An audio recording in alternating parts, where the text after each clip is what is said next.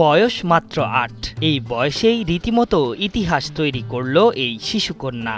সবাইকে তাক লাগিয়ে দিয়ে নির্ভুলভাবে পুরো কোরআন শরীফ হাতে লিখেছে অদম্য এই কন্যা। তার এই সফলতায় এলাকায় রীতিমতো আলোচনা শুরু হয়েছে।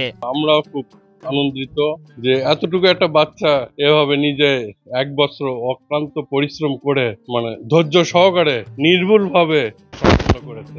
এই কোরআন শরীফ দেখে বোঝার উপায় নেই যে এটা হাতে লেখা নাকি প্রিন্টিং প্রেসে ছাপানো।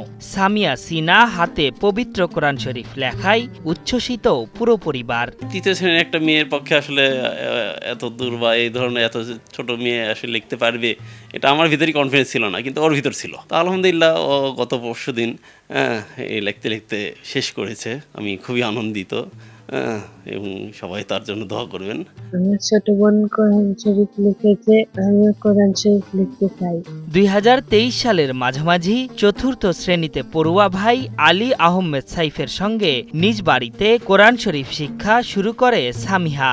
পরে মা ও আরবি শিক্ষকের দেওয়া তালিমে নিজের প্রচেষ্টায় পুরো পবিত্র কোরআনের ৩০ পারা হাতে লিখে শেষ করে এই মেধাবী কন্যা। আলহামদুলিল্লাহ, ওর মা প্রথমে উদ্যোক্তা, তারপর আমাকে বললো, আমি পরে ওই লেখা শুরু, আমি একটু দেখে দিলাম হরফগুলো। তা আমার কথার সঙ্গে সঙ্গে সেই লেখা শুরু করলে, লেখা শুরু করার পর থেকে একটু প্রথমে শুরুতে লেখা একটু খারাপ হওয়ার পরে তারপর ইনশাল্লাহ লিখতে লিখতে সুন্দর হয়েছে। কোরআনে কারিমে ১১৪টি সূরা আছে। সূরা ফাতিহা থেকে নিয়ে সূরা নাস পর্যন্ত খুব সুন্দর করে সহিশুদ্ধভাবে লিখছে। সামিহার ইচ্ছা প্রতি বছর একটি করে পবিত্র কোরআন শরীফ হাতে লিখবে সে। এরপর সেগুলো উপহার হিসেবে মাদ্রাসায় পাঠানোর ইচ্ছা তার। নিজে নিজেই চেষ্টা করে শুরু করেছিলাম। আমার হুজুর, মা বাবা সহযোগিতা। এখন আমার অনেক ভালো লাগছে। আমি সূরা ফাতিহা থেকে নাস পর্যন্ত লিখতে পেরেছি। আলহামদুলিল্লাহ, আমি একটা কোরআন শরীফ লিখতে পেরেছি। আমার ইচ্ছা আমি প্রতি বছর একটি করে কোরআন শরীফ লিখবো এবং সেটা বিভিন্ন মাদ্রাসায় যদি তারা চায় তাহলে দান করে দিব।